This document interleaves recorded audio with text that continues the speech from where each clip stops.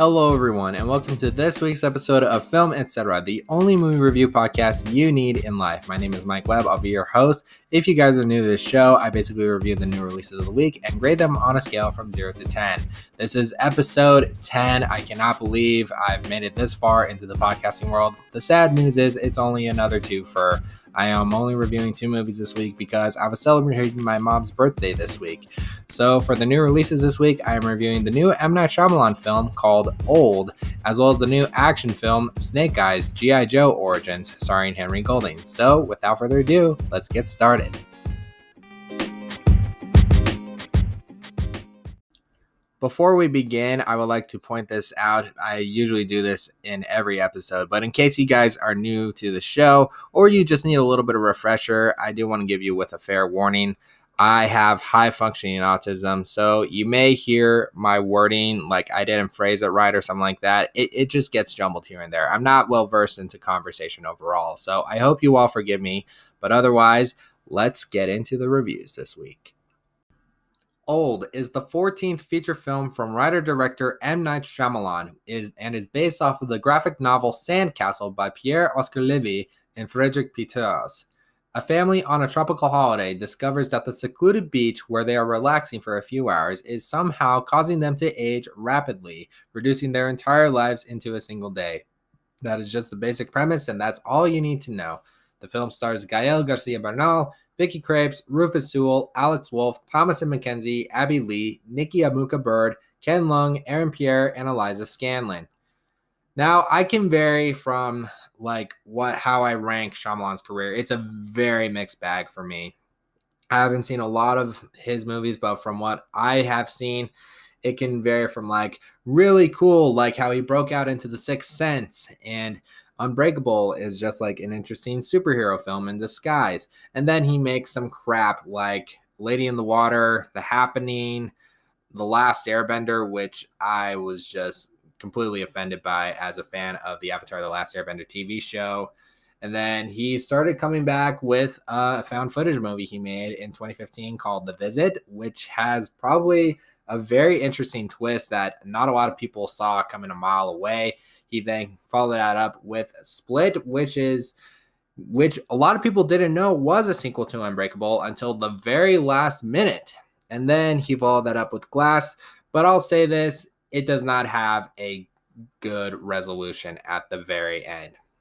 But overall, I'm still intrigued. In fact, I think my takeaway with Shyamalan is that The Sixth Sense was kind of spoiled for me thanks to the movie 50 First Dates, the Adam Sandler rom-com. And yes, I'm not a big Adam Sandler fan, but the reason why I'm not big into Shyamalan, like someone like my friend who this is the same friend who also loves the movie Space Jam and whatnot, but he loves Shyamalan's movies. He really enjoys them. He actually really dug this movie. But for my takeaway on Old, it has a very interesting premise about the human condition and how it sets in this like fantasy, like reality where all of a sudden you're just aging rapidly just in the course of an entire day or two. Like it feels like it's like a freaky situation to be in. But I think the concept overall is amazing. But the execution is what lacks for me overall. I still think it has a nice cast. I like the cast from Gael Garcia Bernal, Vicky Krieps, who I think is amazing in the Paul Thomas Anderson movie Phantom Thread. That was like her big breakout role. I like Alex Wolff and Thomasin McKenzie and Rufus Sewell and Eliza Scanlon from the recent Little Women remake that came out a couple years ago. It has a really interesting cast. The biggest problem for me is the execution of the film, because you're on this beach setting and they're in this cove, and then you see that there's like a washed up dead body on shore, and then they cover it, and then like a couple hours later that person is just nothing but bones left. It's in the trailer, people. I'm not spoiling anything. And then you get to have these like weird, freaky situations. Like those are like probably the best thing about this. Like you feel tense throughout. Like there's this one scene where it involves a tumor and they have to get it out, and then there's another scene with someone who is pregnant, and then there's a baby that's about to come out. Like all those scenes, they just like feel tense, and you're just you're just like nervous. You're just like, I don't know how else to call it. Like you're just on the edge of your seat, I would say. I mean, those scenes aside, just like stand out. But the concept of the film, like, there's also a part where they're trying to get out of the beach, but when they try to get out, they just like black out and then just like wake up back on shore. Why is that there? We don't know. Like, some of these answers like that, they're not fully explained. And when we do get answers that are explained, it just does very little to the overall story, in my opinion. And it just like feels like it's just like washed down upon. I don't know how to phrase it, but it's really an odd, like, it's not Shyamalan's worst movie. I will give you that. It's not his worst movie, but it has the interesting things. I'm a little like odd at first of like why I'm trying to buy both Vicky Krieps and Gael Garcia Bernal as these two this married couple who clearly have a distinct voice in their accents and stuff. But then they have these two kids that are fully fledged American. Like it says that the family in this is from Philadelphia, but their marriage is like on the rocks. They just want to have like this like one nice little thing left with their family before like they just like split off and go into like new directions and stuff. But I think I would have liked to like see more of like how they would like try to bond with that family just like one more time and stuff. It just feels really, really interesting overall as a movie. The cinematography, it's like a mix of like, ooh, this looks cool and enjoyable to look at, like it's stunning to look at. But then other times you see like a couple people in the background, but then you have this like open space in the middle, and you just like can't you just can't like how do I phrase this? It just like you can't tell what's going on there. Like you're it's just making you feel in this like this awkward position like you're in watching it on the big screen. There's also some like handheld shots throughout that are nice overall.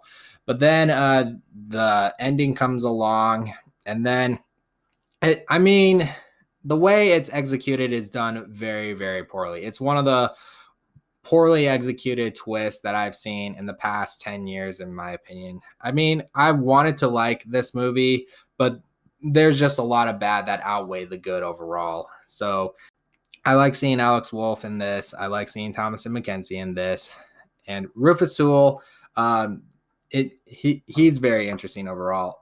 There's another aspect where all these like people have this like one medical condition, like one part of their family has like a calcium deficiency, and another one is like schizophrenic or something like that. But yeah, this movie again, there's a lot of movie that I was just like completely disappointed in.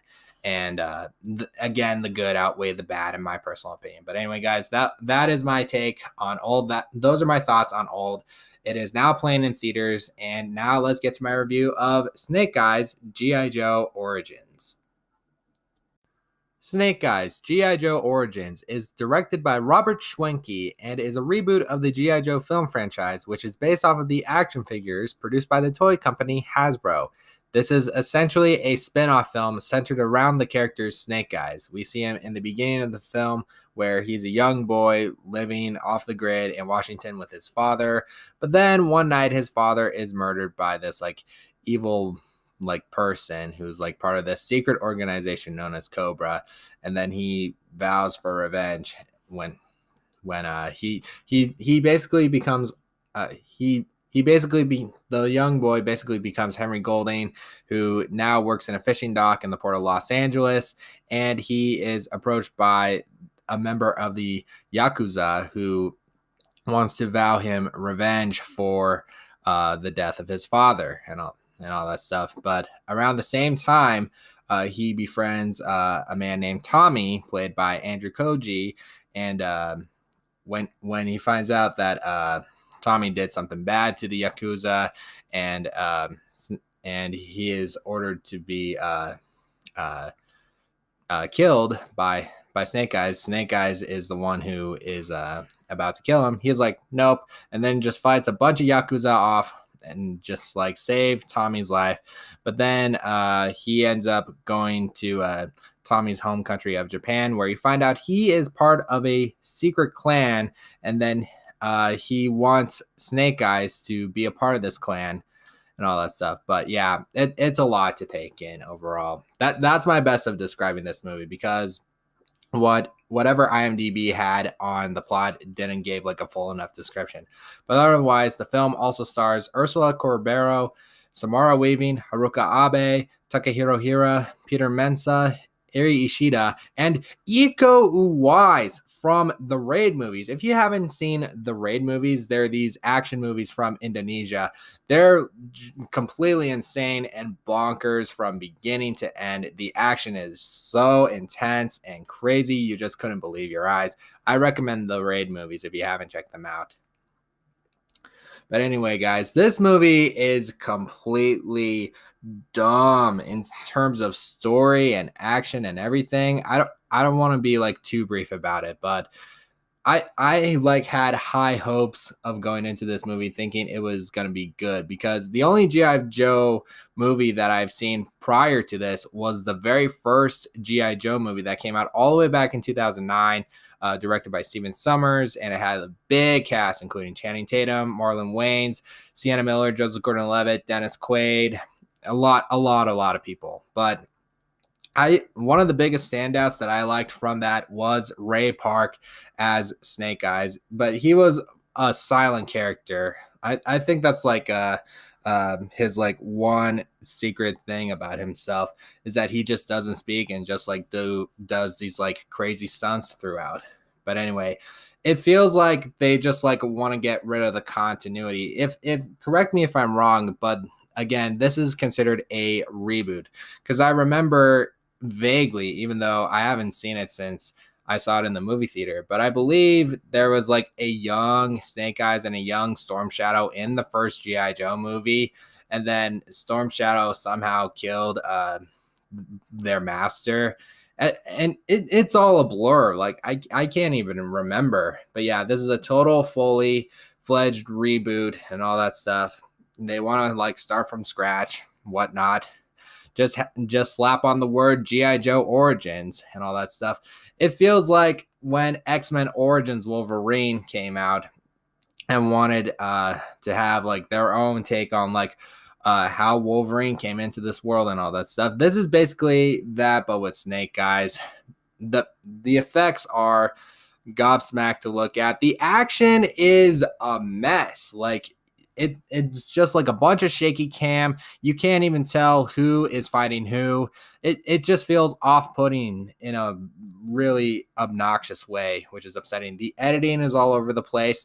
The first 40 minutes of this movie is a complete bore to watch. And then once it starts to get interesting, it just feels like it's a rushed production. But anyway, Henry Golding is trying to give it his all. He is trying to be this like bankable Hollywood heavyweight, but in actuality, he has this like thing where he's trying to like keep whether or not he wants to use his normal accent or just use an American accent throughout. Like it's all over the place. Oh my goodness. This movie was just too much. I can't believe.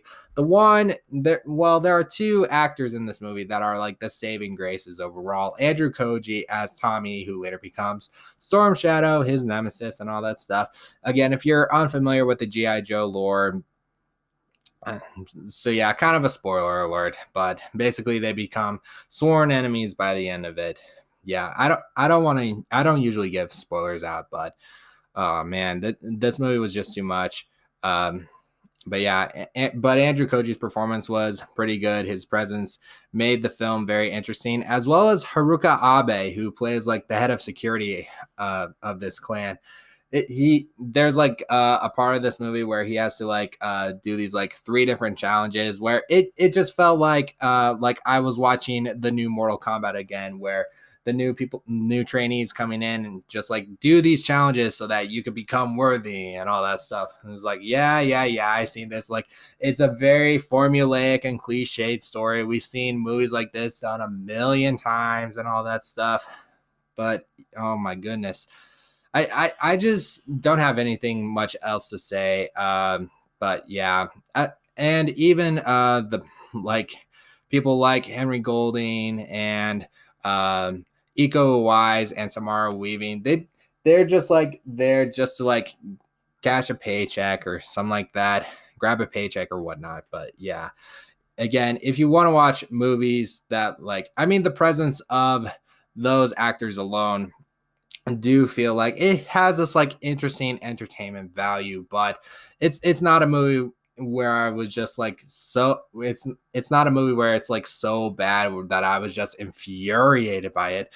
This movie was just like a mess, to be like I didn't like hate it. It's not a movie just like I fully hate it. I was just massively disappointed in this. But yeah. Anyway, guys, Snake Eyes G.I. Joe Origins, I do not bother with this movie. In fact, no one's going to this movie. It costs like 90 million to make. It made less than 15. Like that, this is a pure bad sign that it's not getting any future movies anytime soon. But yeah, anyway, those are my thoughts. It's now playing in theaters, and now let's call it a day with our review roundup. So this is how the review roundup works in case you guys are new to the show, or if you need a little bit of refresher. I grade the movies on a scale from 0 to 10.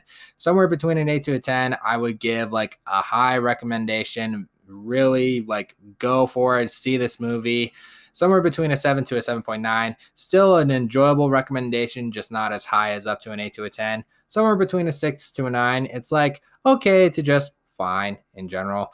Somewhere between a 5 to a 5.9. It's just mediocre, middle of the road, average, whatever you call it. And then if I give a movie somewhere under a 5, I would just say don't bother with it. And unfortunately, that is the case this week for both of these movies. For me, Snake Eyes G.I. Joe Origins, I would give it like a 3.8 out of 10. That's the lowest I would give for like a 2-star movie on Letterboxd, 2 out of 5 overall.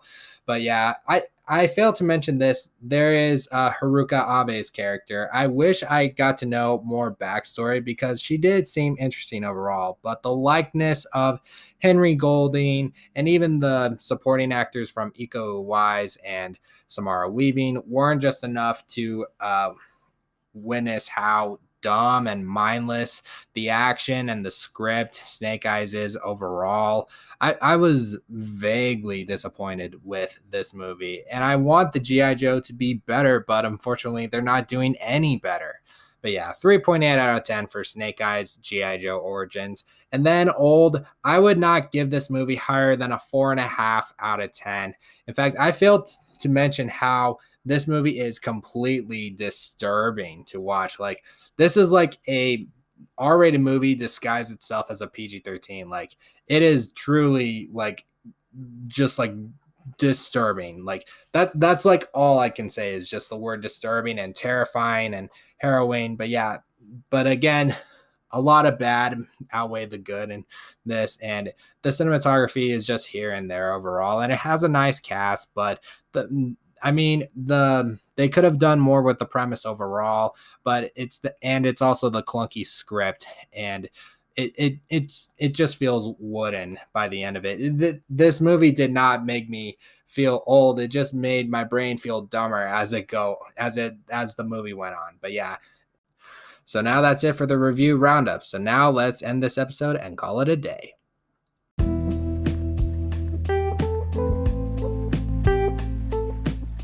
And that concludes this week's episode of Film Etc. Thank you all so much for listening. Make sure you subscribe and follow the show on the many places that we stream, including Spotify, Apple Podcasts, Google Podcasts, you name it. Please leave a 5-star rating. Tell your friends, spread the word of mouth. Tell them that this show exists. I cannot wait to see where this show goes down the road. I'll be back next week with reviews of a couple new movies as well. Maybe it could be another twofer again. But next week we will have reviews of the new Disney film Jungle Cruise, which is based off of the Disneyland ride. But this one stars Dwayne Johnson and Emily Blunt. It does look fun. I'm excited to see that, as well as a new Matt Damon thriller called Stillwater. But anyway, guys, you can follow me on social media at RealMikeWebb on Twitter, Instagram, and Letterboxd. You can also follow the show at FilmETCcast on Instagram. But anyway, guys, stay safe, wash your hands. Yes, we're still in the middle of the pandemic. There's that Delta variant out there. But until next time, I will see you all at the cinema.